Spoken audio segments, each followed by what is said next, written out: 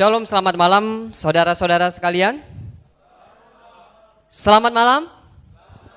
Apakah kita masih bersemangat untuk seminar kita malam hari ini?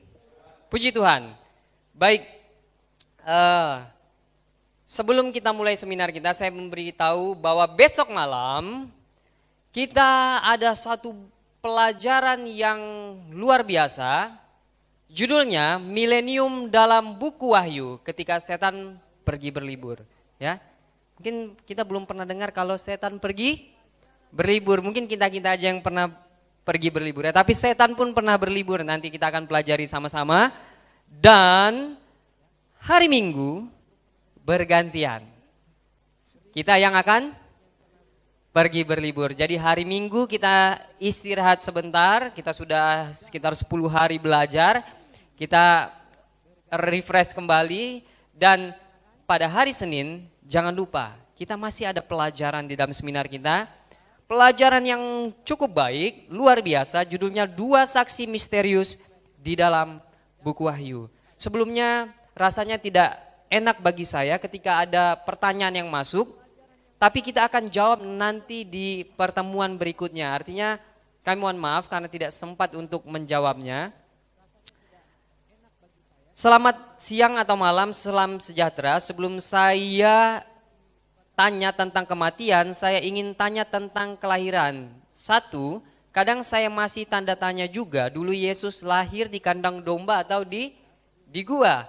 Ya, yang kedua, selain Elia dan Musa yang sudah ke surga, apakah benar Bunda Maria, Yesus juga sudah di surga? Kalau benar, kalau kita berdoa kepada Tuhan melalui Bunda Maria, benar atau salah? Yang ketiga, pernah saya berbicara dengan roh orang yang sudah mati tapi lewat perantara orang hidup. Berarti dulu itu hanya si pendusta setan. Terima kasih, Tuhan memberkati kita, terima kasih AWP. Jadi pertanyaan dari Pak AWP sudah kita simpan, kita akan bahas nanti. Jadi jangan berkecil hati ketika tidak dijawab malam hari ini.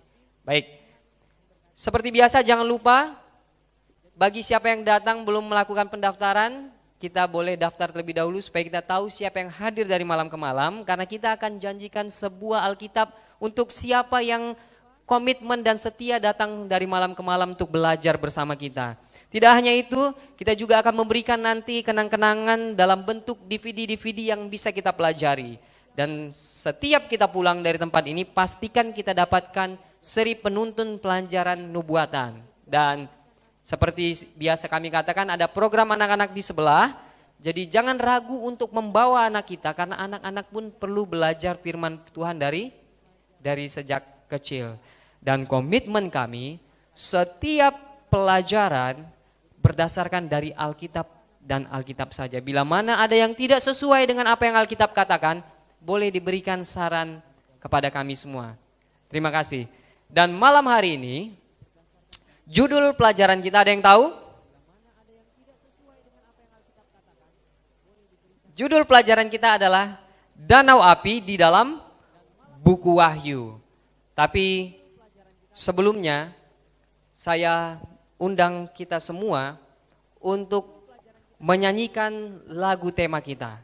Kita sama-sama berdiri. Kita bernyanyi lagu tema kita. Mohon maaf hilang di sini, di depan tadi saya sudah siapkan, tapi saudara-saudara Bapak Ibu sekalian boleh mengikuti saya.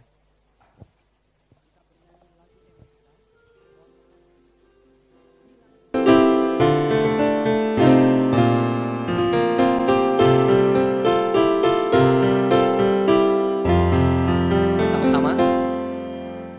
Pandanglah pada Yesus, lihat wajahnya yang mulia,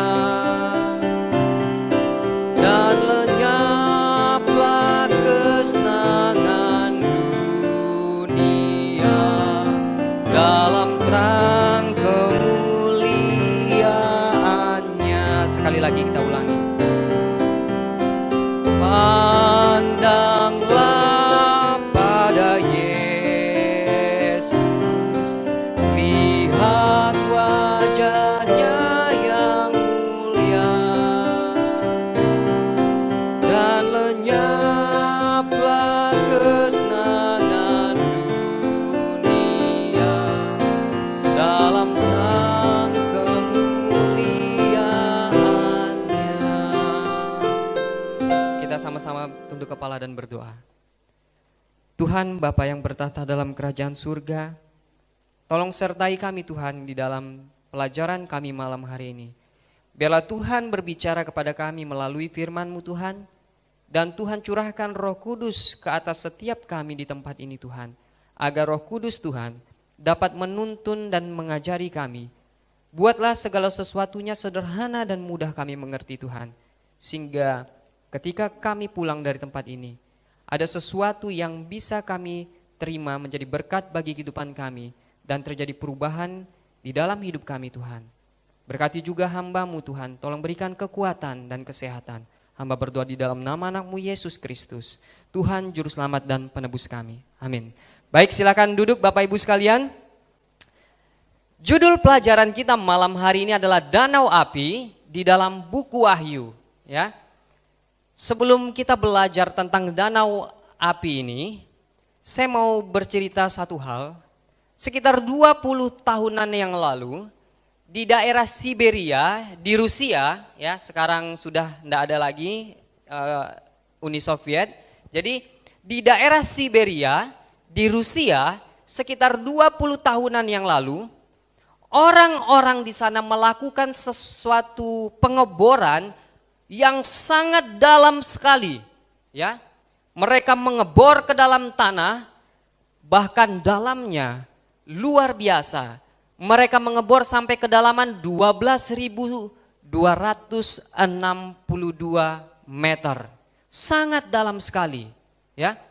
Jadi ketika mereka mengebor hingga pada kedalaman seperti ini, mereka akhirnya mata bor itu menemukan atau bertemu pada satu posisi, tidak ada lagi bebatuan di sana, tapi hanyalah ruangan yang hampa yang berisi udara saja.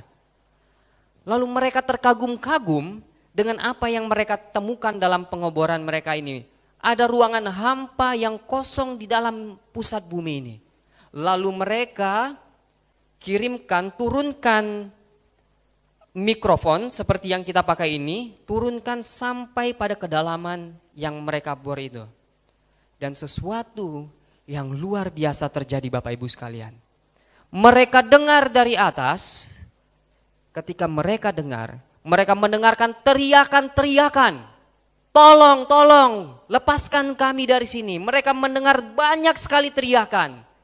Oleh karena itu, mereka mengatakan, kita telah mengebor, membuka jalan menuju ke pintu neraka, kata mereka. Dan mereka sebut tempat itu adalah sumur neraka. Bapak Ibu sekalian, pertanyaannya, kita sering mendengar kata-kata neraka, dan barusan kita telah mendengar cerita di Rusia ada sumur neraka. Mereka sebut pintu ke neraka. Tapi pertanyaannya, apa itu neraka? Dan di manakah neraka itu? Apakah itu benar satu tempat di Rusia, di Siberia yang tadi mereka bor? Ya. Sebelum kita bicara tentang danau api atau neraka ini, yang sering kita perbincangkan di dalam kekristenan sendiri, saya mau kita kembali terlebih dahulu kepada karakter Tuhan pencipta kita. Kira-kira bagaimana karakter atau tabiat atau sifat dari pencipta kita ini?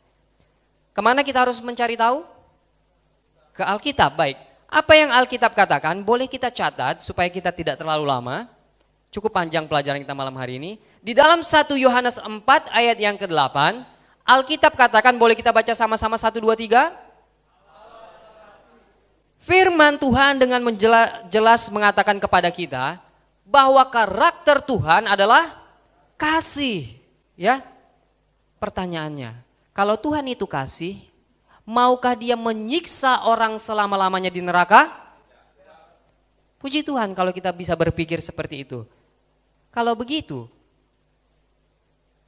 kita bisa melihat Bapak Ibu sekalian, ada seseorang yang jahat yang akan mengambil keuntungan melalui topik neraka ini. Siapa dia? Dia adalah setan. Dia akan mencoba mengambil keuntungan melalui cerita-cerita neraka supaya dia bisa membelokkan pemikiran kita tentang karakter siapa? Tuhan kita. Bahkan mungkin ada orang-orang yang akhirnya, orang Kristen sendiri yang berpikir apa? Ketika dikatakan orang akan dihukum selama-lamanya di neraka, dia berpikir Tuhan ini jahat, Tuhan ini tidak kasih, Tuhan ini tirani. Tapi Bapak Ibu sekalian, pelajaran kita mudah-mudahan akan menunjukkan karakter Tuhan yang sesungguhnya melalui pelajaran ini. Jadi kita harus fokus. Di dalam kekristenan sendiri, pelajaran tentang neraka ini terbagi dua saat ini.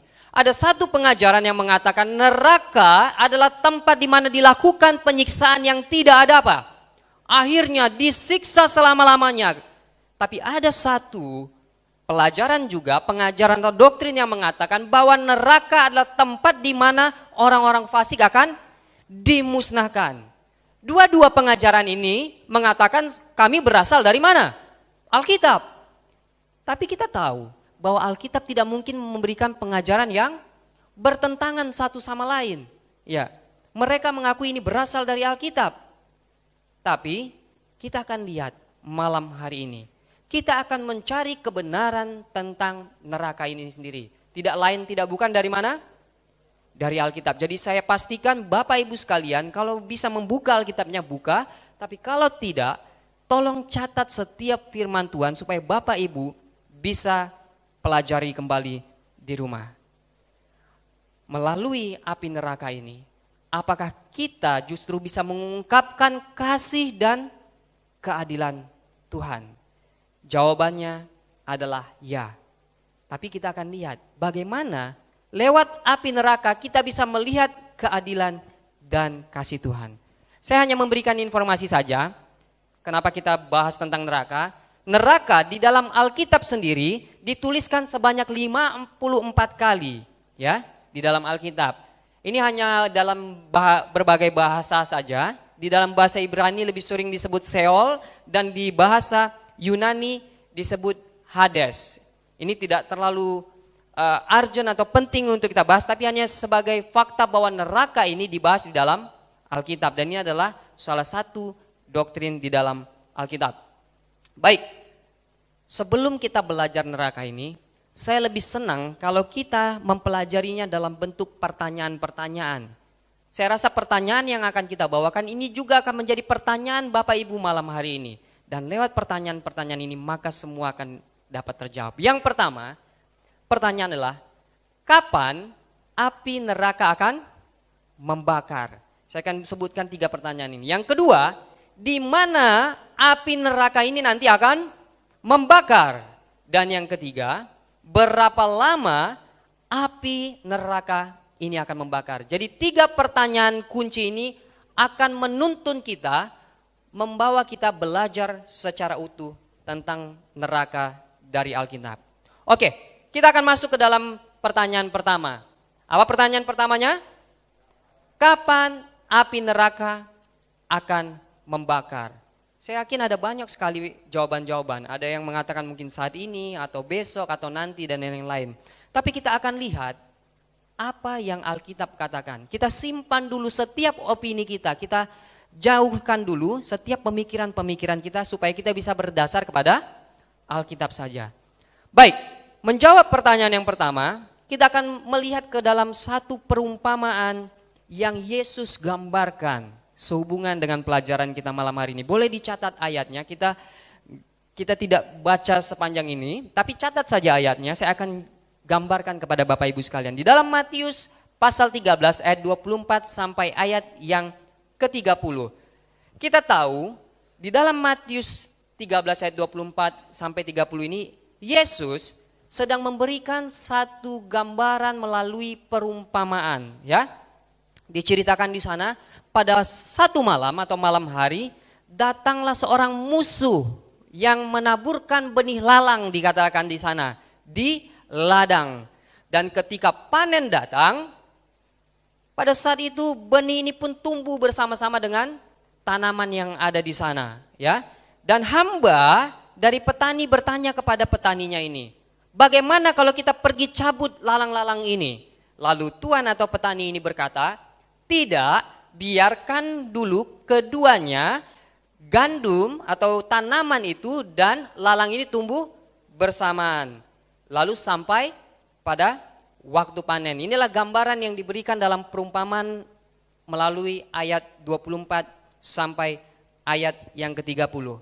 Lalu kemudian dilanjutkan di dalam Matius pasal yang sama, pasal ke-13 ayat 36 sampai ayat yang ke-39. Di saat ini murid-murid Yesus tidak begitu mengerti apa yang Yesus maksudkan, lalu mereka meminta tolong jelaskan kepada kami. Lalu Yesus pun menjelaskan kepada mereka. Kita lihat apa yang Yesus jelaskan.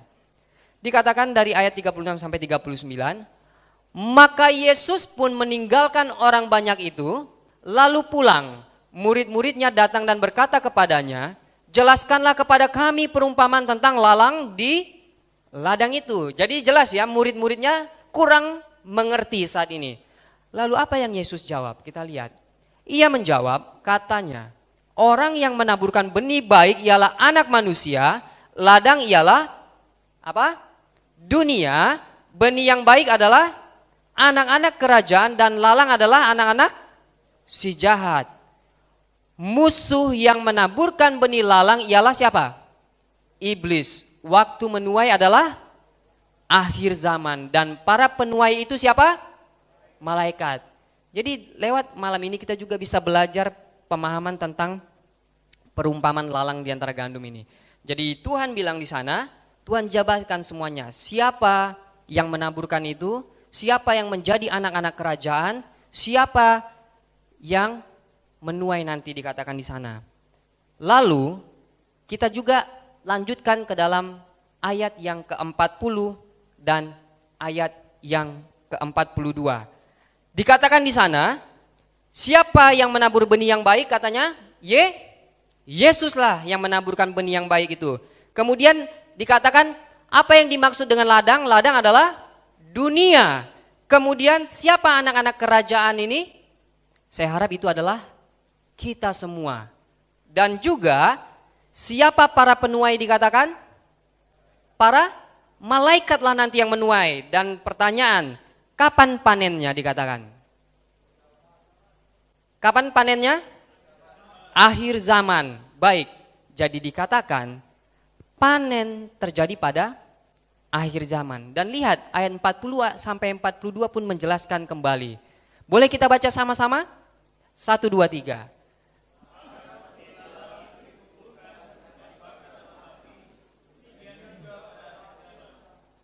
Apa yang dikatakan selanjutnya? Lihat 1, 2, 3 kita baca sama-sama.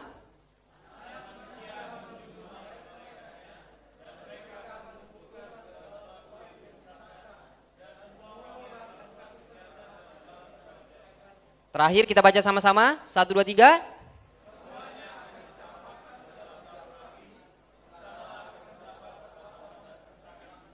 Jadi jelas dikatakan lewat perumpamaan itu Tuhan Yesus katakan bahwa orang-orang ini yang jahat ini akan dicampakkan ke dalam dapur api pada saat kapan? Pada saat akhir zaman. Ya. Pada saat akhir zaman lah mereka akan dibakar. Inilah yang dijelaskan dalam perumpamaan yang Tuhan Yesus gambarkan kepada murid-muridnya. Kita juga bisa dapatkan penekanan yang lebih lagi di dalam ayat yang ke-49 dan 50. Catat baik-baik. Matius pasal 13 ayat 49 dan ayat 50. Kalau dilakukan berulang-ulang tandanya apa? Penting sekali. Tuhan Yesus mau kita benar-benar mengerti terhadap pelajaran ini. Ayat 49 dan 50 apa yang dia katakan? Demikianlah juga pada akhir zaman malaikat-malaikat akan datang memisahkan orang jahat dari orang benar, lalu mencampakkan orang jahat ke dalam dapur api. Di sanalah akan terdapat ratapan dan kertakan gigi. Bapak Ibu sekalian, diulang-ulang dikatakan kejadian ini terjadi di akhir zaman. Jadi kalau api neraka ini menurut Yesus terjadi kapan?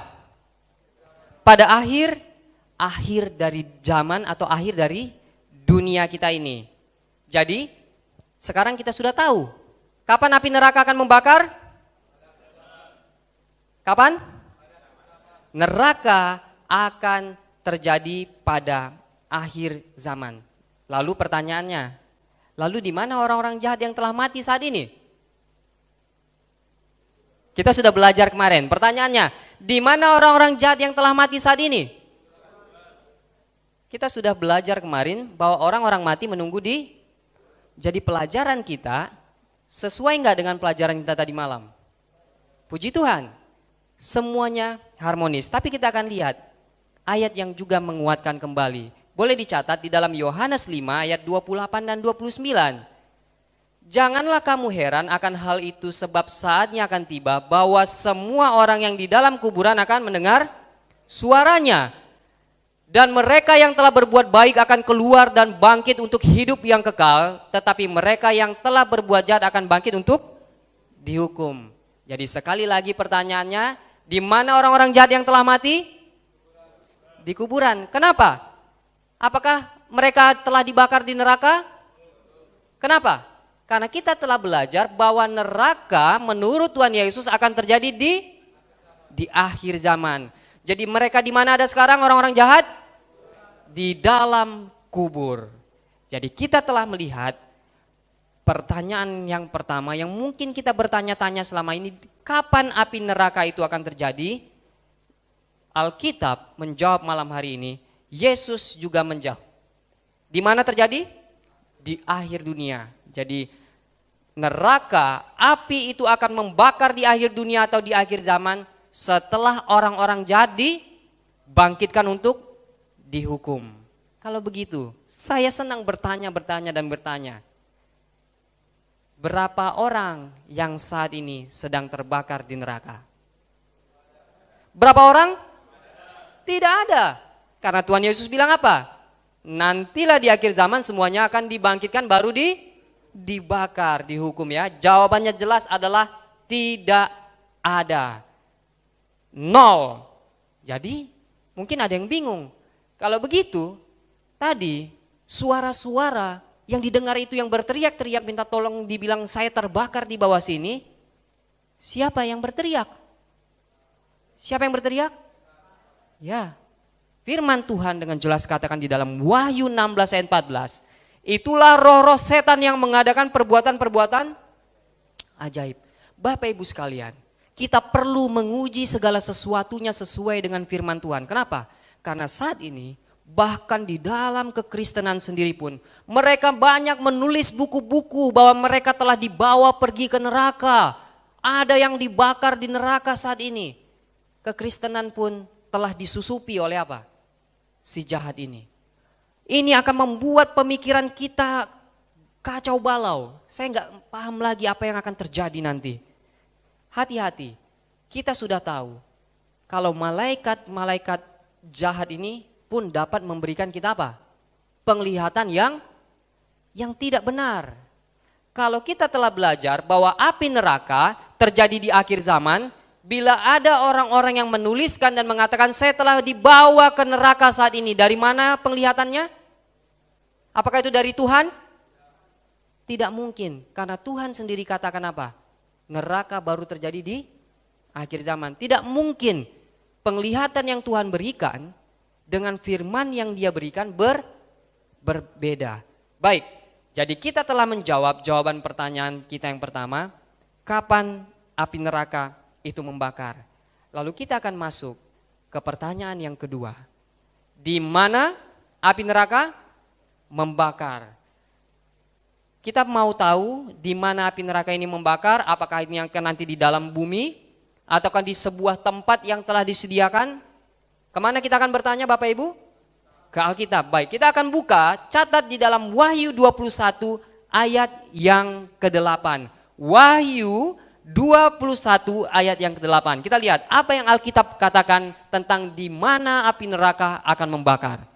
Kita baca bersama-sama, 1, 2, 3.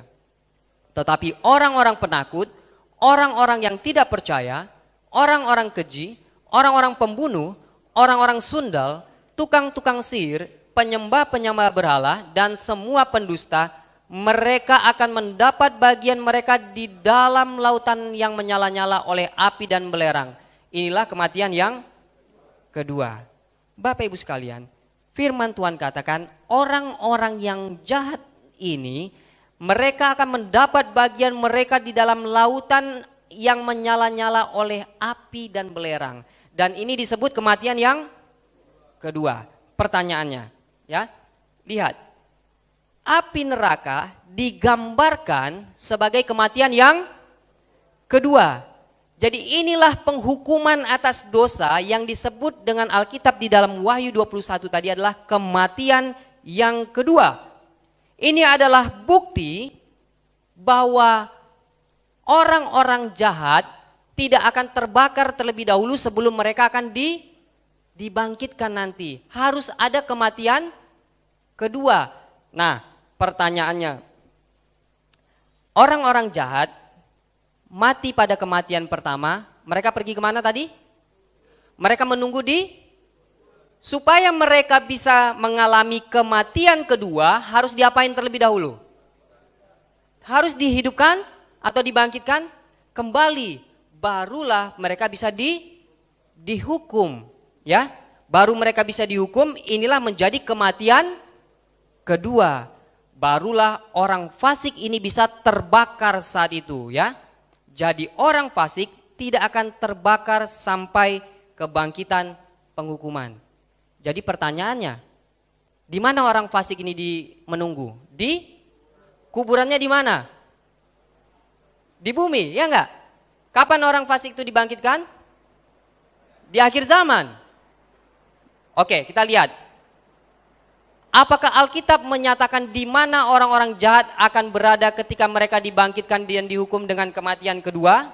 Seharusnya Alkitab juga akan berikan apa? Jawaban. Kita akan lihat jawabannya di mana. Di dalam Wahyu pasal 20 ayat yang ke-7 sampai ayat yang ke-9.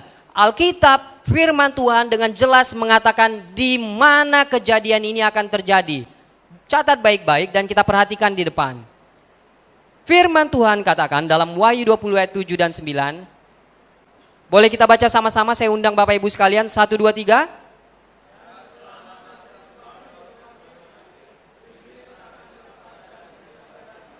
Ayat 9, kita baca sama-sama dengan lebih keras.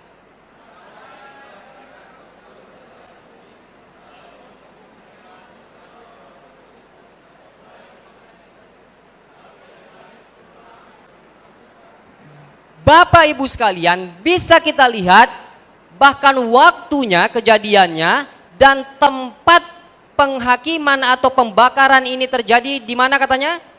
Di seluruh dataran bumi. Jadi Wahyu pasal 20 ayat 7 sampai 9, peristiwa neraka ini akan terjadi di mana? Di bumi dikatakan, ya.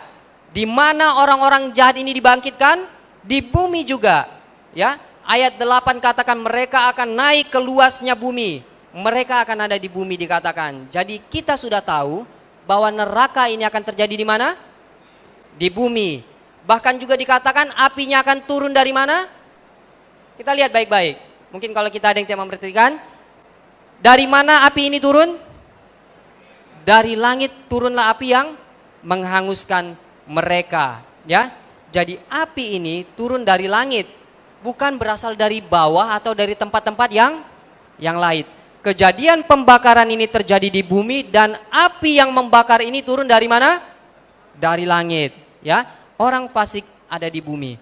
Dan juga Bapak Ibu sekalian, dikatakan dunia ini akan berubah menjadi apa? Danau api atau lautan api, dan bahkan buku Wahyu mengatakan neraka ini adalah lautan api. Bisa kita bayangkan, bumi ini menjadi lautan api. Kalau kita mau bayangkan bumi ini menjadi lautan api, kita cukup membayangkan satu cerita lautan yang terjadi di dunia pada masa yang lalu. Ingat ini cerita apa? Nuh. Pada zaman Nuh, dunia tertutup oleh air bah secara keseluruhan dan membinasakan setiap orang di sana. Dan dengan hal yang sama, maka dulu dengan air, maka pada selanjutnya akan dengan api. Kita lihat di dalam 2 Petrus 3 ayat yang ke-6 dan ayat yang ke-7. Boleh catat. Ambil waktu untuk catat. 2 Petrus 3 ayat yang ke-6 dan yang ke-7. Apa yang firman Tuhan katakan? Sekali lagi, saya rindu untuk kita selalu membaca firman Tuhan bersama-sama. Saya undang kita baca sama-sama. 1, 2, 3. Dan bahwa oleh air itu, bumi yang dahulu telah binasa, dimusnahkan oleh air bah. Tetapi oleh firman itu juga, langit dan bumi yang sekarang terpelihara dari api, dan disimpan untuk hari penghakiman, dan kebinasaan orang-orang fasik. Apa yang dikatakan di sana? Tetapi hari Tuhan akan tiba seperti pencuri. Pada hari itu langit akan lenyap dengan gemuruh yang dahsyat dan unsur-unsur dunia akan hangus dalam nyala api. Dan bumi dan segala yang ada di atasnya akan hilang lenyap. Jadi seperti dulu ditutupi air, maka pada hari Tuhan akan hangus dalam nyala api dikatakan. Jadi jika segala sesuatu ini akan hancur secara demikian, betapa suci dan salehnya kita semua harus hidup. Yaitu kamu yang menantikan dan mempercepat kedatangan Allah. Pada hari itu langit akan binasa dalam api dan unsur-unsur dunia akan hancur karena nyalanya.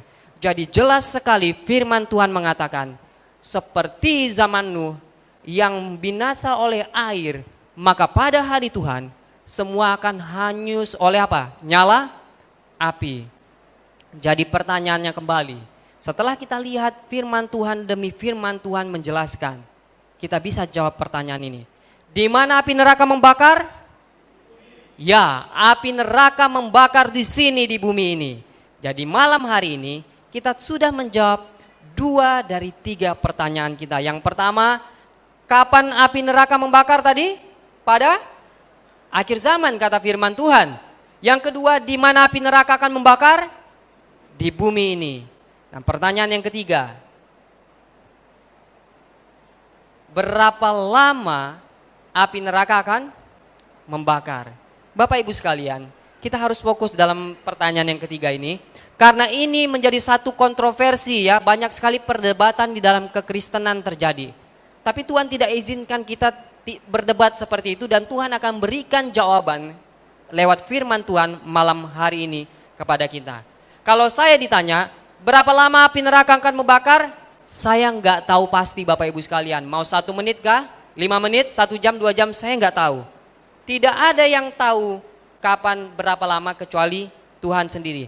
Tapi kita akan lihat apa yang Alkitab katakan tentang berapa lama api neraka ini akan membakar. Ya, saya akan tunjukkan sesuatu yang mungkin kita bisa berpikir terlebih dahulu. Ya, Alkitab katakan setiap orang akan dibalas atau diganjar dengan perbuatannya. Ya, mungkin kalau pernah dengar Hitler, ada yang tahu Hitler di sini? Hitler dulu adalah orang jahat dari Jerman, Nazi, dia bantai begitu banyak orang. Kalau saya dengan Hitler, kalau dikatakan Alkitab semua orang akan dibalaskan atau diganjarkan sesuai dengan perbuatannya. Kalau saya harus dihukum, ya anggaplah saya orang baik yang gak pernah bunuh orang, Hitler bunuh banyak orang. Siapa yang harus lebih lama dihukum, saya atau Hitler? Hitler ya. Jadi harusnya kalau semua orang dibalaskan dengan perbuatannya, harusnya saya kalau dihukum di neraka tidaklah lama selama dengan Hitler dihukum. Ya. Tapi kita juga akan lihat nanti, di antara semua yang akan dihukum, siapa yang harusnya paling lama dihukum Bapak Ibu sekalian? Siapa? Ya si iblis tua, si setan, karena dialah biang keladinya semuanya ya.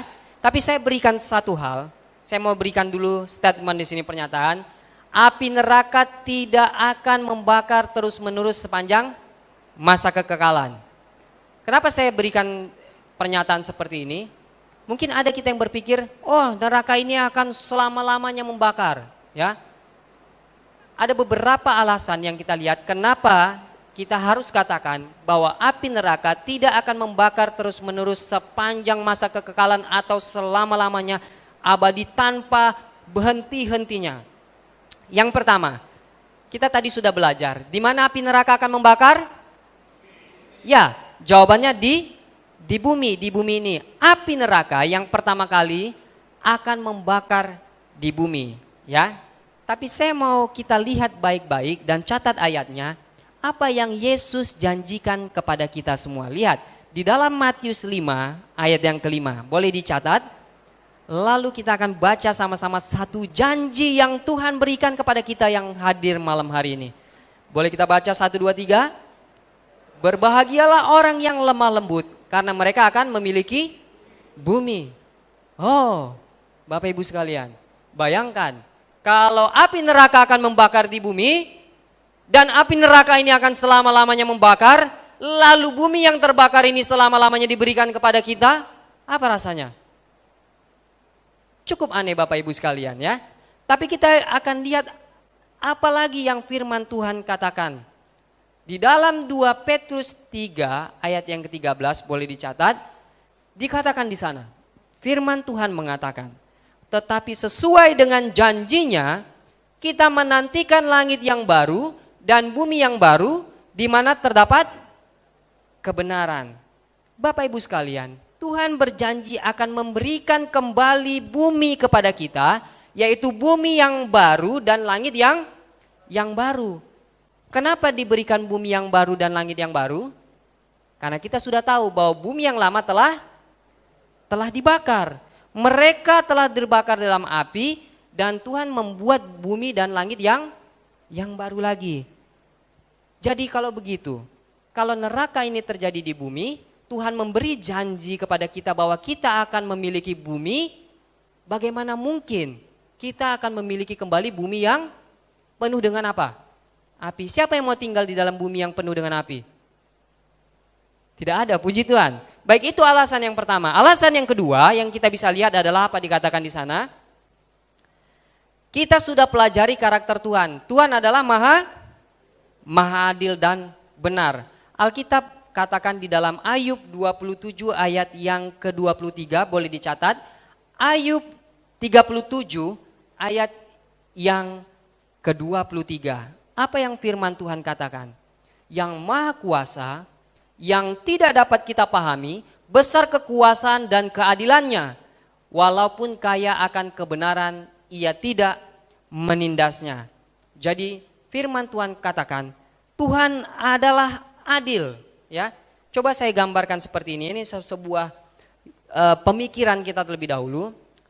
Saya di Sragen ini, di kota Sragen. Saya mau pergi, saya ambil sepeda motor saya lupa pakai helm. Lalu saya lewati perempatan alun-alun itu, aduh saya ingat saya nggak bawa helm. Tapi dalam hati ya sudahlah, mudah-mudahan polisi nggak ada yang lihat. Tapi ketika saya lewat perempatan alun-alun itu, tiba-tiba seorang polisi lihat saya dan saya di stop. Saya dibilang, kenapa kamu tidak pakai helm, kamu akan saya penjarakan. Lalu saya bilang, aduh saya nggak mau langsung dipenjarakan, saya harus ke pengadilan terlebih dahulu supaya apa? Adil katanya, dikatakan di sana. Tapi ketika di pengadilan dikatakan hakim mengetuk palu, tok tok tok. Edmond, karena kesalahan kamu mengendarai sepeda motor tidak memakai helm, saya akan memutuskan kamu dihukum mati perlahan-lahan. Adil nggak begitu Bapak Ibu? Hanya karena saya nggak pakai helm? Tidak ya, saya rasa itu tidak adil. Tapi coba bayangkan seperti ini, ya. Coba saya ilustrasikan seperti ini. Kalau saya nggak pakai helm, melanggar, terus saya dihukum hidup di neraka selama-lamanya. Adil nggak itu? Tidak adil.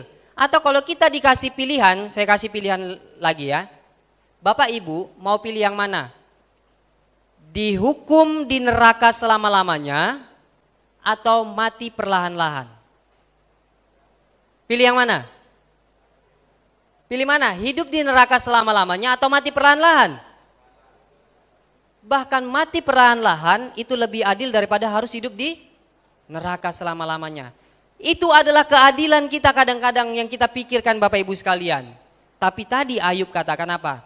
Bahwa Tuhan kita adalah adil. Keadilan kita tidak bisa kita bandingkan dengan Tuhan. Ya, saya pikir tidak harus seperti itu. Ya, tapi kita akan lihat berapa lama keabadian itu atau selama-lamanya ini ya. Jadi Bapak Ibu sekalian, saya mau kasih contoh. Contohnya, anggap saja saya orang yang gak menerima Yesus. Ya, saya bukan orang yang menerima Yesus. Saya sudah hidup selama 80 tahun, akhirnya saya meninggal dunia. Lalu ketika saya meninggal dunia, anggaplah kita menggunakan teori-teori neraka yang ada di mana-mana. Lalu saya dimasukkan ke gua di bawah bumi ini yang penuh dengan api dan belerang di sana. Saya hidup selama 80 tahun, saya tidak menerima kebenaran Yesus, saya berbuat banyak dosa.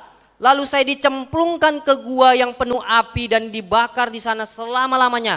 Menit demi menit, jam demi jam, bulan demi bulan, milenium demi milenium. Lalu saya keluar, saya bilang sama Tuhan, Tuhan, saya sudah nggak kuat lagi di sini Tuhan. Lalu Tuhan dorong lagi kembali saya masuk ke dalam. Tuhan bilang apa? Tidak, kamu harus dibakar di sana selama-lamanya. Apakah ini adil Bapak Ibu sekalian? 80 tahun saya berbuat dosa, walaupun dosa saya mungkin begitu banyaknya, tapi saya dihukum selama-lamanya di neraka. Apa ini keadilan? Kita manusia saja tahu bisa jawab ini bukan sebuah keadilan. Tapi inilah yang kita perlu lihat. Penyiksaan yang begitu lama, yang tidak berujung, ya. Tapi lihat apa yang Ayub 4 ayat 17 katakan. Mungkinkah seorang manusia benar di hadapan Allah? Mungkinkah seseorang tahir di hadapan penciptanya?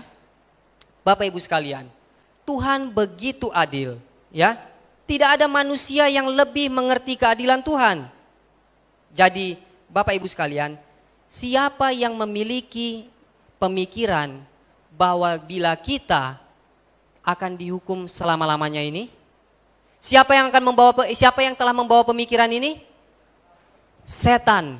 Dia coba merusak keadilan Tuhan. Tadi pertama dia sudah coba merusak kasihnya Tuhan, kemudian dia coba merusak keadilan Tuhan. Dari mana doktrin pembakaran sepanjang masa kekekalan ini datang? Bapak Ibu sekalian, saya pastikan ini tidak berasal dari Alkitab. Kalau bukan dari Alkitab, dari mana? Dari si ular ini yang kita telah belajar kemarin. Dia katakan dalam Kejadian 3 ayat 1 sampai 5 di ayat keempat dia katakan, sekali-kali kamu tidak akan mati. Bayangkan, kamu tidak akan mati sekali-kali, bahkan ketika kamu harus binasa pun kamu hidup selama-lamanya dalam penderitaan. Inilah doktrin dari siapa? Si ular ini. Hati-hati Bapak Ibu sekalian. Malam hari ini kita telah belajar. Bahkan kadang-kadang Bapak Ibu sekalian, beberapa dari orang Kristen mengatakan kalau dia tidak mengerti, oh doktrin neraka ini begitu mengerikan. Sampai-sampai dia katakan apa? Saya tidak lagi percaya bahwa akan ada apa? Neraka. Saya akan memiliki sebuah pemahaman bahwa setiap orang maupun berdosa dan yang lain-lain semuanya apa? Selamat. Tapi firman Tuhan dengan jelas kita baca tadi bahwa tidak semua akan selamat. Ada dua kelompok orang dari malam ke malam kita sudah belajar. Jadi hati-hati untuk ini. Bahkan mulai muncul pengajaran kalau kita pernah dengar kata ini purgatori. Sampai harus dibuat sebuah pengajaran yang tidak ada di Alkitab yang coba untuk melembutkan doktrin tentang neraka ini. Jadi harus ada api penyucian dahulu, barulah nanti orang baru pergi kemana? Ke surga. Bapak Ibu sekalian, hati-hati dengan apa yang kita pelajari. Kita harus uji apa yang Alkitab katakan. Saya ingin membawa kita lihat kemana pemikiran-pemikiran ini akan membawa kita nantinya. Ini adalah doktrin yang iblis ciptakan. Saya mau kasih satu cerita Bapak Ibu sekalian. Ya, oleh karena doktrin-doktrin neraka ini tampaknya tidak penting, tapi dunia mengalami guncangan. Setan sangat berhasil. Lewat doktrin-doktrin neraka yang salah ini, maka banyak orang yang menjadi ateis. Karena mereka bilang apa? Tuhan ini apa? Kejam. Ada yang menjadi skeptis, ya, bahkan menjadi kafir. Mereka tidak percaya lagi kepada ajaran Alkitab. Satu contoh, ada seseorang yang bernama Robert Ingersoll, ya. Mungkin ada di antara kita yang tahu dengan cerita ini. Robert Ingersoll ini, ya, dia adalah seorang anak pendeta dari, saya nggak menyudutkan satu denominasi, tapi ini faktanya. Dia adalah anak seorang pendeta dari gereja baptis. Lalu ketika anak ini masih remaja, bapaknya memarahi dia. Bapaknya bilang, setiap anak ini nakal, Robert, kalau kamu tidak menurut, kamu akan dihukum, dimasukkan oleh Tuhan ke neraka dan dibakar selama-lamanya di sana. Lalu Robert bilang ke bapaknya, Bapak, kalau pengajarannya seperti itu, saya tidak mau mengikuti Tuhan yang Bapak layani. Tuhan yang Bapak layani adalah Tuhan yang begitu apa? Kejam. Maka Robert Ingersoll ini menjadi salah satu ateis yang terbesar pada zaman modern ini, Bapak Ibu sekalian. Dan pengikutnya sudah banyak sekali sekarang. Mungkin kita pikir ini tidak penting, tapi di Eropa sana karena doktrin penghukuman neraka yang salah, maka orang banyak menjadi apa? Ateis dan tidak percaya kepada Tuhan lagi. Lihat, salah seorang teolog yang baik mengemukakan di dalam bukunya, dia katakan, hal ini melampaui kekuatan pikiran manusia untuk memperkirakan kejahatan yang telah ditempa oleh ajaran sesat siksaan kekal. Agama Alkitab penuh apa? Kasih dan kebaikan dan berlimpah belas kasihan, digelapkan oleh tahayul dan dibungkus oleh apa katanya? Teror. Lalu apa yang dia katakan? Ketika kita mempertimbangkan warna palsu apa yang setan telah catatkan pada karakter Allah, bisa kita bayangkan bahwa pencipta kita yang murah hati akan digambarkan dengan menakutkan, kejam, dan bahkan dibenci. Yang mengerikan, pandangan tentang Allah telah menyebar ke seluruh dunia dari ajaran mimbar, telah membuat ribuan, ya bahkan jutaan orang menjadi skeptis dan apa? Kafir. Kita telah melihat fakta di luar sana hanya karena pengajaran yang mengubah gambaran karakter Tuhan. Jadi ini adalah alasan-alasan. Yang pertama tadi terjadi di bumi. Yang kedua, Tuhan kita adalah apa? Adil. Tidak mungkin Tuhan membakar selama-lamanya. Karakter Tuhan adalah kasih. Agama Alkitab adalah agama kasih, bukan agama yang kejam. Dan alasan yang ketiga, kehidupan kekal hanya dijanjikan kepada yang selamat. Apakah kehidupan kekal diberikan juga kepada orang jahat atau orang fasik? Diberikan enggak? Kalau orang fasik hidup selama-lamanya di neraka, berarti mereka juga hidup apa? Tapi Alkitab mengatakan kehidupan kekal hanya diberikan kepada orang benar, ya. Yohanes 3 ayat 16, ayat emas yang menjadi ayat kesukaan orang Kristen katakan, karena begitu besar kasih Allah akan dunia ini sehingga ia telah mengaruniakan anaknya yang tunggal, supaya setiap orang yang percaya kepadanya tidak apa? Binasa, melainkan beroleh hidup. Jadi yang percaya tidak apa? Binasa. Kalau yang tidak percaya kemana mereka? Binasa. Tidak semua beroleh hidup apa? Kekal. Hanya yang percaya saja yang beroleh hidup kekal. Ada dua kelompok Bapak Ibu sekalian, ada dua pilihan. Apakah kita mau menerima Kristus sebagai juru selamat pribadi kita, atau kita akan binasa. Roma 6 ayat 23 katakan apa? Boleh kita baca sama-sama 1, 2, 3? Jadi upah dosa adalah maut. Bahkan di dalam ayat lain, di dalam Yeskiel 18 ayat 4 dikatakan, orang yang berbuat dosa itu yang harus apa? Harus mati. Jadi Alkitab ajarkan, jiwa yang berdosa harus mati. Mereka tidak berada selama-lamanya kekal di mana? Neraka. Tidak, itu adalah pengajaran daripada si iblis ini. Ya, Alkitab jelas mengatakan yang berbuat dosa harus apa? Mati. Jadi kita bisa lihat bila orang-orang jahat dihukum dan dibakar dalam api yang sepanjang masa kekekalan, maka orang-orang jahat juga akan memiliki apa? Hidup kekal. Jadi sama-sama orang yang benar hidup kekal, orang yang jahat hidup kekal. Apakah begitu pengajaran Alkitab? Tidak Bapak Ibu sekalian. Ya, mereka akan binasa menjadi apa? Abu. Kita lihat, boleh catat ayat ini. Maliaki 4 ayat 1 akan memberikan gambaran yang cukup jelas untuk apa yang kita pertanyakan tentang api neraka ini. Maleakhi 4 ayat 1. Katakan. Boleh kita baca sama-sama? 1, 2, 3.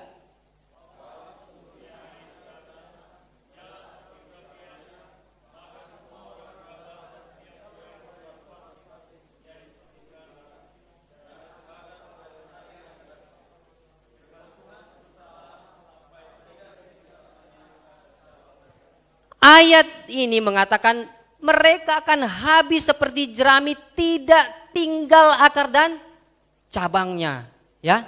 Mereka akan dibinasakan. Bahkan di ayat yang ketiga katakan, kamu akan menginjak-injak orang fasik sebab mereka akan menjadi apa katanya?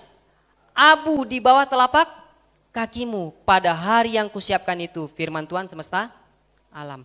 Apakah firman Tuhan katakan bahwa mereka akan hidup kekal di neraka? Tidak, mereka tidak terbakar selama-lamanya, tapi mereka akan menjadi abu dan akan kita apa? Injak-injak. Ini yang firman Tuhan katakan. Tuhan akan mengubah orang ini menjadi abu lagi, seperti apa? Dulu mereka berasal dari mana? Dari abu. Jadi firman Tuhan katakan, orang yang benar mereka lah yang tidak dapat mati lagi, di dalam Lukas 20 ayat 36.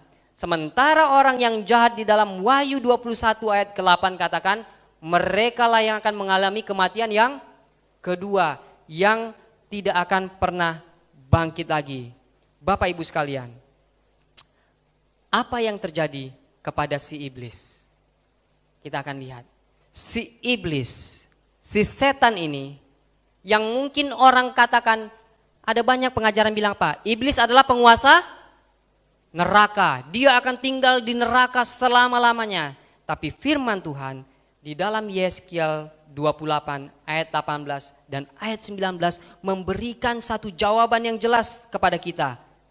Bahwa Tuhan akan membawa api langsung kepada iblis, dan api inilah yang akan mengubah dia menjadi apa? Menjadi debu.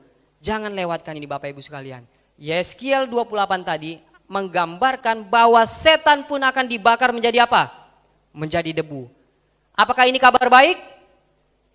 Kabar baik enggak? Ini akan menjadi kabar baik Bapak Ibu sekalian. Tuhan akan membakar setan. Di ayat 19 Tuhan katakan lenyap selamanya apa? Engkau. Bahkan ada yang lebih menarik lagi. Di dalam Wahyu 20 ayat 10 katakan, dan iblis yang menyesatkan mereka dilemparkan ke dalam lautan api dan belerang, yaitu tempat binatang dan nabi palsu itu, dan mereka disiksa siang malam sampai selama-lamanya. Tapi ketika kita baca ayat ini, maka kita bertanya kembali. Tadi katanya tidak selama-lamanya. Kenapa ayat ini katakan apa? Sampai selama-lamanya. Gak usah takut Bapak Ibu sekalian. Alkitab selalu punya solusi untuk kita. Kita akan lihat apa yang Alkitab katakan tentang apa? Selama-lamanya. Berapa lama selamanya menurut Alkitab? Saya mau beri contoh kembali. Ketika kita perempuan, pasangan kita katakan kepada kita, sayangku, aku akan mencintaimu selama-lamanya. Pertanyaan saya pada ibu-ibu, ketika suami ibu-ibu bilang begitu, apakah cintanya itu akan sampai selama-lamanya, tidak terhingga sampai kekekalan? Tidak. Kalau suami kita mati, apakah dia masih bisa mencintai kita? Jadi melalui ini kita bisa melihat kata selama-lamanya bisa dipakai untuk seumur hidup, ya. Di dalam Alkitab selamanya digunakan 57 kali, bahkan justru untuk menerangkan peristiwa yang sudah apa? Terjadi. Jadi tidak sampai selama-lamanya. Saya lihatkan ini dari bahasa yang lebih mendekati pada penulisan Alkitabnya di dalam bahasa Inggris, versi bahasa Inggris. Coba lihat, boleh catat ayat-ayatnya. Dalam Keluaran 21 ayat yang ke-6 dikatakan he shall serve him forever. Forever ini artinya apa? Selama-lamanya. Tapi apakah itu selama-lamanya? Di bahasa Indonesia dikatakan budak itu bekerja pada tuannya untuk seumur hidup. Jadi kalau budak sudah mati dia tidak kerja lagi. Lalu 1 Samuel 1 ayat 22 dikatakan there abide forever. Lagi digunakan kata selama-lamanya. Tetapi di dalam bahasa Indonesia diterjemahkan tinggal di sana seumur hidupnya. Jadi tetap dalam seumur hidupnya dipakai. Kemudian ayat yang terakhir dalam 1 Samuel 1 ayat 28, as long as he live, diterjemahkan seumur hidupnya. Jadi Alkitab sangat sering menggunakan kata selama-lamanya dengan kata apa? Diartikan sebagai seumur hidup. Tapi bahkan ada yang tidak mencapai seumur hidup Bapak Ibu sekalian. Kalau lihat gambar ini cerita tentang siapa ini kira-kira? Pertanyaan saya, berapa lama Yunus di perut ikan? 3 hari. Tapi lihat apa yang Yunus katakan. Boleh catat ayatnya. Firman Tuhan, Alkitab katakan dalam Yunus 2 ayat yang ke-6. Boleh baca sama-sama 1, 2, 3?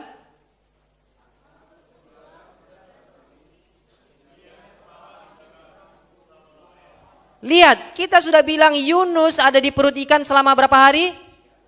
Tapi Yunus pakai kata berapa lama di sini? Selama-lamanya. Yunus 1 ayat 17 dengan jelas mengatakan dan Yunus tinggal di dalam perut ikan itu 3 hari 3 malam lamanya. Jadi kadang hanya 3 hari 3 malam pun Yunus pakai kata selama-lamanya. Ya, mungkin ya kalau Bapak Ibu sekalian juga masuk ke perut ikan 1 hari aja rasanya sudah apa? Wah, ini udah selama-lamanya, menderita sekali. Jadi itulah kenapa Yunus pakai tulisan ini di Alkitab. Bahkan selama-lamanya bukan berarti juga harus seumur hidup. Jadi Bapak Ibu sekalian, hukuman itulah yang akan berlangsung selama-lamanya, bukan yang terhukum ini yang akan hidup selama-lamanya. Dan kemudian mungkin kita pernah mendengar ada lagi istilah apakah api yang tak terpadamkan itu.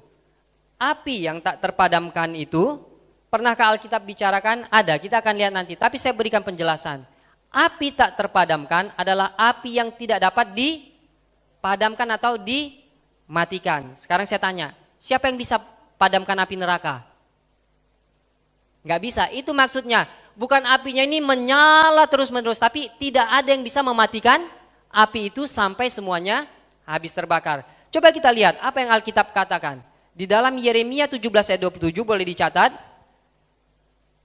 Aku akan menyalakan api yang akan memakan habis puri-puri Yerusalem dan yang tidak akan terpadamkan. Lihat Alkitab katakan api yang membakar Yerusalem pada saat itu adalah api yang tidak terpadamkan. Saya lihatkan foto ini. Ini apa? Yerusalem sekarang. Masih ada api di sana Bapak Ibu sekalian? Tidak ada lagi. Tapi Alkitab pakai kata api yang tak terpadamkan. Tidak ada waktu itu yang bisa matikan api ketika itu terjadi di Yerusalem. Tapi api itu mati sendiri ketika tidak ada lagi yang bisa dibakar. Ya, jadi api neraka akan tak terpadamkan karena tidak seorang pun dapat memadamkan atau dapat lolos dari padanya. Tapi setelah menyelesaikan tujuannya membakar orang-orang jahat, itu akan padam sama halnya dengan api tak terpadamkan yang membinasakan Yerusalem yang akhirnya padam. Jadi kita dapat mengerti ya apa ketika Alkitab gunakan api tak terpadamkan. Nah, bagaimana dengan api kekal? Jadi dibilang tadi tak terpadamkan, tapi Alkitab juga pakai apa? Api kekal. Coba lihat baik-baik. Di dalam Yudas 1 ayat 7, boleh catat dulu ayatnya. Apa yang Yudas 1 ayat 7 katakan? Sama seperti Sodom dan Gomora dan kota-kota sekitarnya yang dengan cara yang sama melakukan percabulan dan mengejar kepuasan-kepuasan yang tak wajar, telah menanggung siksaan apa katanya? Api kekal sebagai peringatan kepada semua orang. Bisakah kita artikan api kekal ini kekal selama-lamanya? Kita lihat. Dan jikalau Allah membinasakan kota Sodom dan Gomora dengan api dan dengan demikian memusnahkannya dan menjadikannya suatu peringatan untuk mereka yang hidup fasik di masa-masa kemudian. Sekarang saya tanya Bapak Ibu sekalian, di mana api Sodom dan Gomora ini sekarang? Jangankan api Sodom dan Gomoranya, kota Sodom dan Gomora ini pun sudah masuk ke dalam di bawah laut mati sekarang, kata peneliti-peneliti. Ada api di sana? Tidak ada Bapak Ibu sekalian. Jadi apa Sodom dan Gomora? Jadi debu. Apakah apinya kekal? Tidak. Ini api kekal ini adalah sebutan api yang tidak bisa terpadamkan oleh manusia. Kenapa dikatakan kekal? Tadi ayat itu bilang apa? Ini akan menjadi pelajaran bagi orang-orang yang di masa depan. Akibatnya yang kekal bukan jangka waktunya. Masih bisa berdiri Sodom? Sodom dan Gomorrah tidak akan pernah bisa berdiri lagi. Akibatnya kekal, mereka binasa selama-lama. Kekal kebinasaannya, bukan apinya yang kekal. Jadi Bapak Ibu sekalian, lewat begitu banyak penjelasan-penjelasan firman Tuhan, kita bisa menjawab pertanyaan yang ketiga dari kita. Berapa lama api neraka akan membakar? Apakah selama-lamanya? Tidak, tapi sampai semuanya habis terbakar. Puji Tuhan, mungkin ada di antara kita yang baru mendengar tentang hal-hal seperti ini. Tapi Tuhan akan berikan setiap kebenaran yang akan memerdekakan kita. Alkitab juga mengatakan kepada kita, boleh catat ayatnya, saya tidak tampilkan. Di dalam Nahum 1 ayat 9 dan ayat ke-10. Bahwa setelah api neraka padam, dosa tidak akan muncul lagi. Tidak ada lagi setan, tidak ada lagi dosa, tidak ada lagi kesedihan, penderitaan dan dalam keabadian. Dan saya Bapak Ibu sekalian sedang menanti-nantikan kejadian seperti ini. Tidak ada lagi penderitaan, tidak ada lagi kesedihan, tidak ada lagi setan di sana. Saya sangat menanti-nantikan bagaimana dengan Bapak Ibu sekalian. Bapak Ibu sekalian, apa yang telah terjadi setelah api neraka? Wahyu 21 memberikan sesuatu kepada kita. Lalu aku melihat langit yang baru dan bumi yang baru. Sebab langit yang pertama dan bumi yang pertama telah berlalu dan laut pun apa? Tidak ada lagi. Ayat keempat juga mengatakan, dan ia akan menghapus segala air mata dari mata mereka, dan maut tidak akan ada lagi. Tidak akan ada lagi perkabungan atau ratap tangis atau duka cita, sebab segala sesuatu yang lama itu telah apa? Berlalu. Apakah kita rindu mengalami ini Bapak Ibu sekalian? Satu dunia yang tidak ada lagi ratap tangis, tidak ada penderitaan. Bapak Ibu sekalian, saya mau akhiri dengan sebuah cerita. Ada yang kenal seseorang yang di foto ini? Ada yang kenal? Boleh angkat tangan kalau ada yang kenal? Mungkin kita tidak kenal. Orang ini bernama Kim Phuc. Agak sulit ya, ini nama orang Vietnam. Kim Phuc ini seorang Vietnam, dia berasal dari Vietnam Selatan, lahir di Trang Bang nama kotanya. Cukup sulit ya. Jadi dia lahir di Vietnam Selatan, orang Vietnam Selatan. Pada tahun 1972 terjadi sebuah perang di Vietnam, ya. Perang saudara. Vietnam Utara berperang melawan apa? Vietnam Selatan. Lalu Vietnam Utara sudah menduduki sebagian besar dari Vietnam Selatan ini. Dan Bapak Ibu sekalian, akhirnya orang-orang Vietnam Selatan ini keluar dari daerah mereka. Sehingga tinggallah orang-orang Vietnam Utara yang ada di sana. Lalu apa yang mereka lakukan? Ketika mereka sudah tahu bahwa tidak ada lagi orang Vietnam Selatan di sana, mereka kirimlah pesawat-pesawat pembom. Mereka jatuhkanlah bom di setiap daerah di Vietnam Selatan ini. Tapi apa yang terjadi Bapak Ibu sekalian? Ketika bom dijatuhkan, sayang sekali, masih ada ternyata beberapa orang dari Vietnam Selatan ini yang masih bersembunyi di tempat persembunyian mereka. Dan salah satunya adalah Kim Phuc ini. Ketika bom dijatuhkan, maka badan Kim Phuc dan saudara-saudaranya yang bersembunyi di kuil terbakar habis oleh api bom ini. Lalu seperti kita lihat di foto ini, ia berlari keluar dan berteriak, panas, panas, api membakar seluruh tubuhnya. Punggungnya terbakar Bapak Ibu sekalian. Ini menjadi sebuah tragedi yang memilukan. Terlebih lagi kepada seseorang pendeta yang bernama Pendeta Plummer.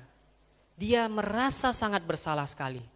Pendeta inilah yang ditugaskan untuk melihat apakah masih ada orang Vietnam Selatan yang tinggal di sana supaya mereka bisa jatuhkan bom di sana.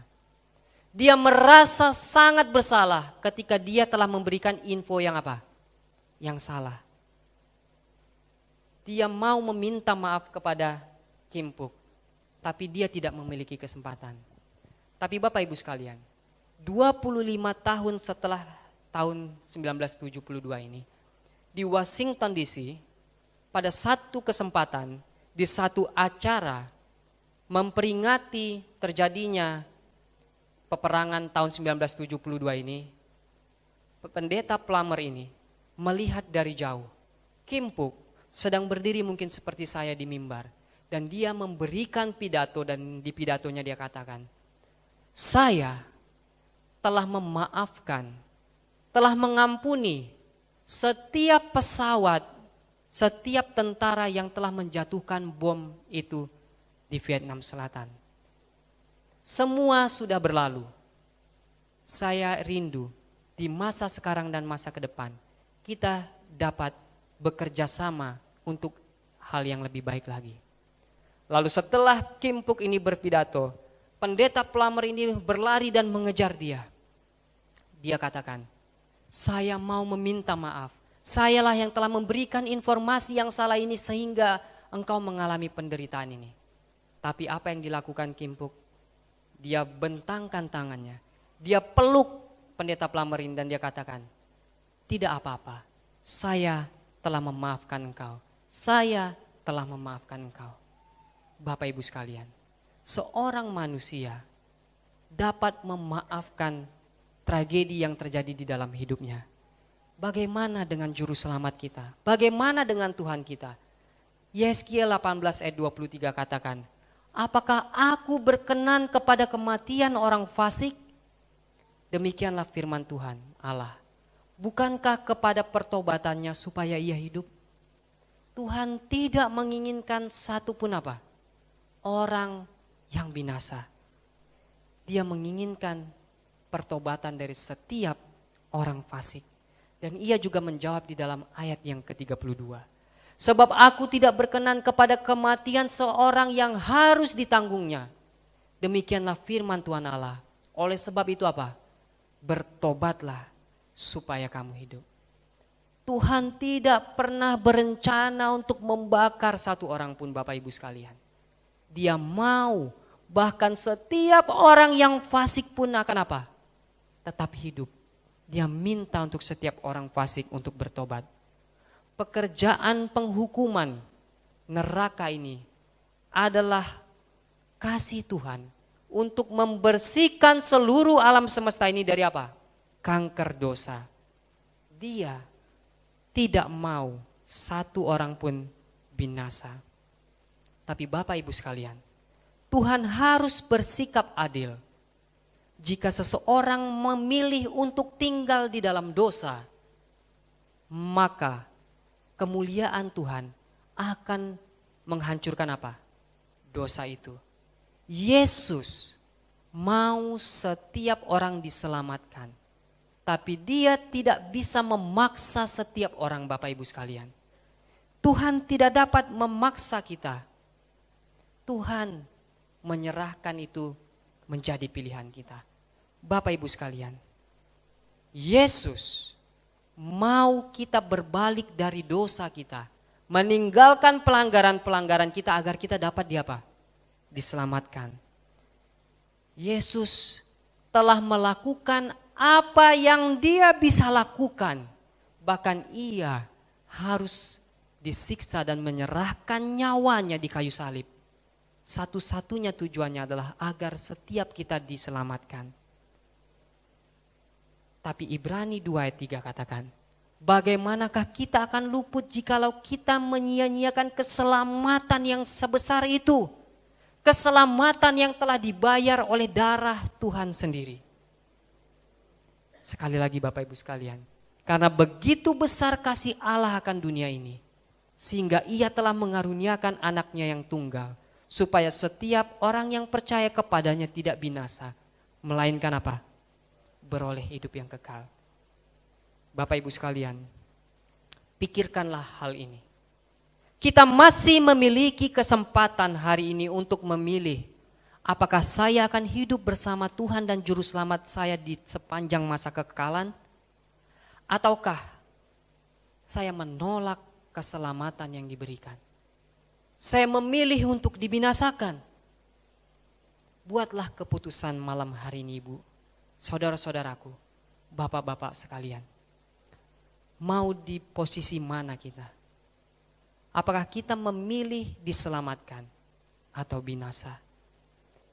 Bila di antara kita malam hari ini mengambil keputusan, Tuhan, saya tahu bila mana ada manusia seperti Kimpuk yang memaafkan penderitaan yang dia alami. Saya tahu Tuhan lebih pengasih.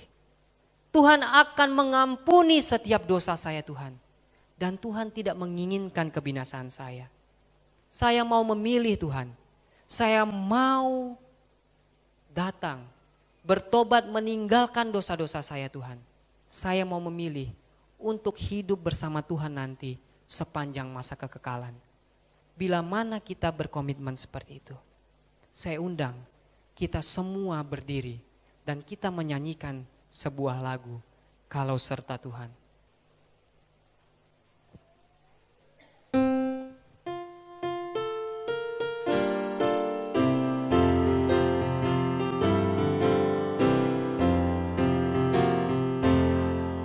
Kalau serta Tuhan kita hendak jalan, disinarkannya muliaannya, banyak berkat indah yang hendak diberinya pada yang turut dan percayalah,